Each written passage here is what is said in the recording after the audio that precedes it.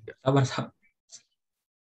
Selamat pagi, siang, sore, ataupun malam kepada teman-teman sekalian Bapak, Ibu dosen. Pada video ini kami kelompok 7 ingin memperkenalkan tentang AI yang ada pada film Upgrade. Sebelum kami memperkenalkan tentang AI tersebut, kami akan memperkenalkan diri kami sendiri, dimulai dari saya sendiri. Nama saya Francisco Dikisuri dari kelas PKBB dengan NPM 2007-10866. Lalu dilanjutkan oleh teman saya, Reynald. Baik.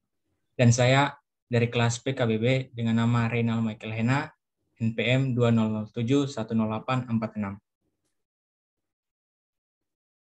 Dari teman saya, Dinosius. Ya, dan saya Dionysius Alfiano Marcelo Leonardo dari kelas PKBB dengan NPM 2007-10801. Dan dilanjutkan oleh teman saya. Saya Raditya. Oke, nama saya Raditya Yoga Nugraha dari kelas PKBB dengan NPM 2007-10656. Selanjutnya presentasi akan dilanjutkan oleh rekan-rekan saya. Baiklah, sekarang kami akan memperkenalkan AI yang ada pada film Upgrade. Sudah bisa di screen.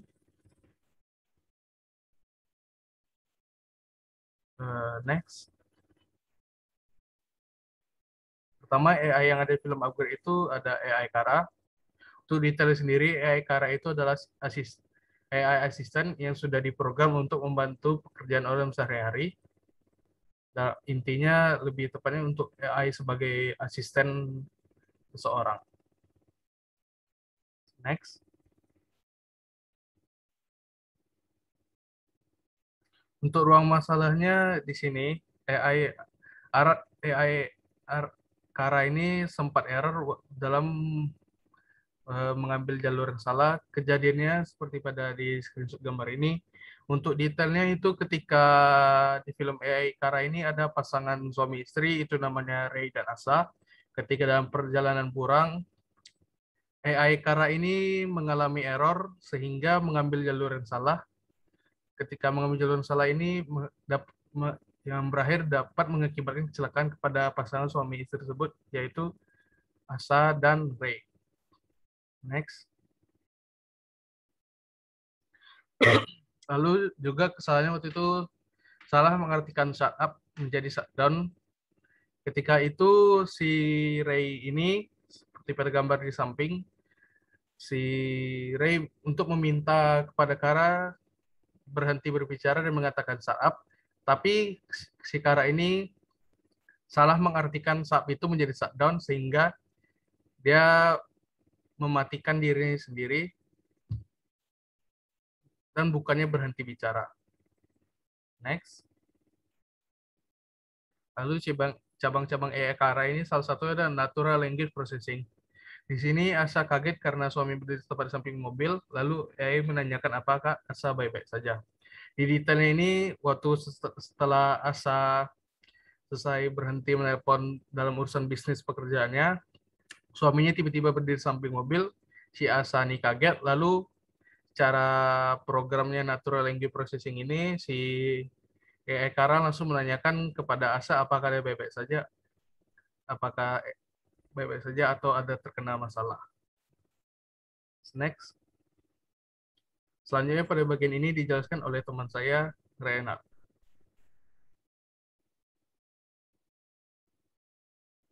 Renat, udah bisa dimulai penjelasannya? Sorry Diki. Kayaknya kita ulang. Ini bagiannya si Radit, bukan. Oh, sorry salah. Ada kesalahan teknis. Ini di bagian Reddit, sorry maaf ya.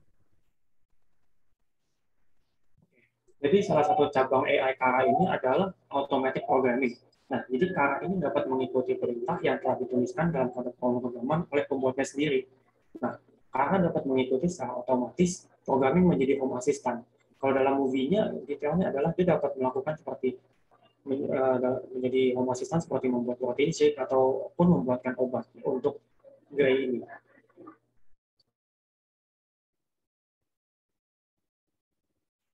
Nah, Lalu pengetahuan yang ada dalam aplikasi Kara ini adalah sesuai dengan penguat AI. Ada pemrograman otomatis yang sudah dijelaskan tadi.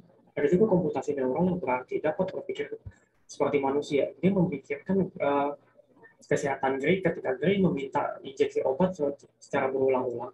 Kara ini memberi nasihat seperti layaknya manusia. Dan dia bilang kan overdose Gray ini. Dia memiliki komputasi neural. Dia juga memiliki pemahaman ucapan dan pemrosesan bahasa alami. Karena dia dapat mengerti kata-kata dari yang diucapkan oleh Gray dan ibunya, dan juga dia dapat mengartikannya dan juga mengeksekusi suatu perintah berdasarkan apa yang dia dengar, seperti itu. Nah, lalu selanjutnya aplikasi yang ada di film Upgrade ini adalah AI Polisi. Nah, AI Polisi ini adalah AI yang dapat mendeteksi tindak kriminal melalui drone otonomus dan dapat menentukan tersangka kasus menggunakan data penduduk. Nah, dalam AI Polisi ini dia mengendalikan beberapa fungsi. Pertama adalah drone. Drone yang dapat bergerak secara otonomus, dia dapat mendeteksi ancaman atau tindak kriminal secara sendirinya, seperti yang ada di kecelakaan Asha dan Gray di awal-awal movie. Drone secara otomatis bergerak dan merekam kejadian, dan lalu disimpan ke dalam sistemnya polisi. Lalu kita melihat lagi AI Polisi ketika ada detektif yang meminta AI Polisi ini untuk menginvestigasi gerak-gerik Gray. Dia dapat mengerti perintah lisan, dan dia juga di sini dia bisa mengerti apa yang diomongkan oleh detektifnya, seperti itu. Nah, permasalahan dari AI Polisi ini adalah dia tidak bisa langsung mengidentifikasi pelaku kejahatan jika pengambilan gambar dari jarak jauh. Seperti yang kita bisa lihat dari movie-nya, investigasi di awal-awal menggunakan hasil rekaman drone itu tidak membuahkan hasil, karena sepertinya AI ini tidak bisa mengidentifikasi satupun pelaku yang ada di TKP kecelakaan yang menyebabkan meninggalnya Asha dan lumpuhnya Gray, seperti itu. Nah, lalu cabang AI yang ada di AI Polisi ini adalah seperti psikologi, matematika, dan statistik, dan juga logika.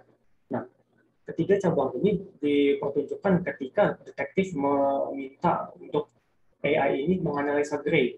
Dia menganalisa Gray ini apakah dia cocok menjadi suspek dalam kasus pembunuhan. Dia mengambil dalam analisanya itu faktor bahwa Gray ini baru saja mengalami kecelakaan, mungkin juga situasi mentalnya juga, dan juga fakta bahwa dia itu lumpuh di kedua kaki dan tangannya. Maka AI ini menentukan bahwa Gray ini bukanlah suspek dalam satu kasus pembunuhan. Nanti akan dijelaskan oleh rekan saya. Baik, terima kasih atas kesempatannya. Selanjutnya, saya akan melanjutkan cabang dari AI Polisi ini. Jadi ada juga pengolahan bahasa alami. Baik, jadi ini contohnya saat dalam film ini, si detektif ini ingin mencari sebuah suspek yang bernama Gray Trace. Jadi AI ini akan mengolah bahasa yang dia terima dari si detektif ini untuk nanti diolah menjadi sebuah data agar bisa dia keluarkan lagi kepada si detektif. Ini merupakan cabang lagi dari speech recognition, di mana AI bisa mengubah data-data yang diambil itu menjadi sebuah teks. Selanjutnya ada visual pattern recognition. Jadi contohnya di sini ada terjadi kasus di pembunuhan yang dimana dialami oleh tokoh utama dalam film tersebut, yaitu Gray dan juga istrinya yaitu Asha. Dan dalam pengaplikasian AI ini yaitu ada di sebuah drone di mana ia bisa mengidentifikasi, mengenali dalam suatu kejadian itu ada 2 korban dan juga 4 tersangka. Ini bisa tahu dari visual pattern recognition itu sendiri, di mana ini adalah kemampuan untuk menerapkan sebuah indera penglihatan dari manusia kepada suatu mesin. Nah, mesin itu adalah drone dari film ini sendiri, yaitu drone polisi. Selanjutnya, pengetahuan yang ada di aplikasi. Jadi dalam aplikasi AI Polisi ini berdasarkan Pon AI, ada pemahaman ucapan dan juga pemrosesan bahasa alami. Lalu juga ada sistem pakar, di mana AI ini bisa bekerja berdasarkan pakar-pakar yang dia ambil datanya.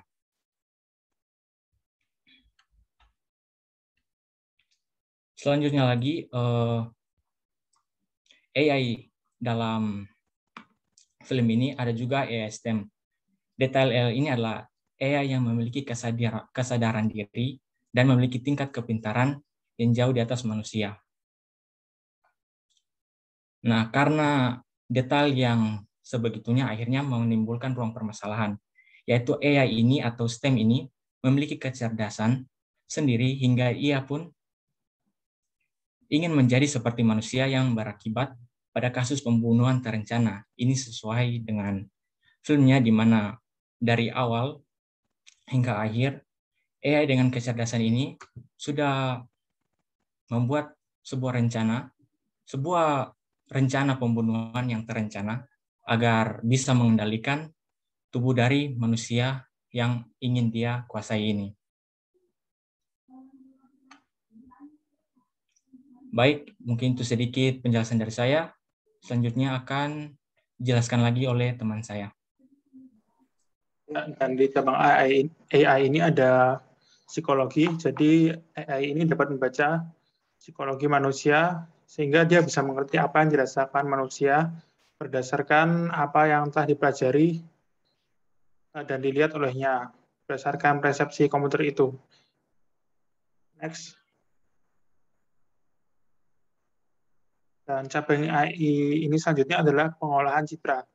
Jadi AI ini dapat mengerti siapakah identitas orang atau benda itu berdasarkan pola atau bentuk-bentuk yang dilihat oleh AI itu yang telah diprogramkan sebelumnya. Next. Dan juga cabang AI lainnya adalah matematika dan statistik. Jadi matematika adalah seperti contohnya pada saat program itu masuk ke Bore dan ingin bertengkar dengan orang lain, maka maksud saya bertarung dengan orang lain, maka komputer itu akan menjalankan algoritma-algoritma yang telah diperhitungkan dan juga kemungkinan untuk menangnya. Dan selanjutnya ada logika, jadi komputer itu bisa memiliki logika, mencari jalan yang terbaik dari beberapa situasi yang ada. Dan juga ada neural network. Jadi program ini dapat berpikir seperti layaknya manusia. Dan juga slide selanjutnya. Dan juga AI ini dapat belajar dari kesalahan-kesalahan atau sesuatu yang telah terjadi sebelumnya. Jadi diprogram agar bisa mengetahui setelahnya. Misalnya sebelumnya mendapat ini, setelahnya bisa melakukan ini. Lalu selanjutnya. Nah, pengetahuan yang ada di dalam aplikasi ini adalah pemrograman otomatis. Jadi AI STEM ini dapat membuat program otomatis yang baru berdasarkan apa yang telah terjadi dan pengalaman-pengalaman yang telah dia hadapi. Dan juga ada komputasi neural seperti yang telah dijelaskan sebelumnya. Jadi AI STEM ini dapat berpikir seperti layaknya manusia. Dan juga AI STEM ini dapat memahami ucapan dari yang dibicarakan oleh manusia. Jadi dia dapat mempersepsikannya dari ucapan ini. Dan sekian presentasi dari kami. Dan terima kasih.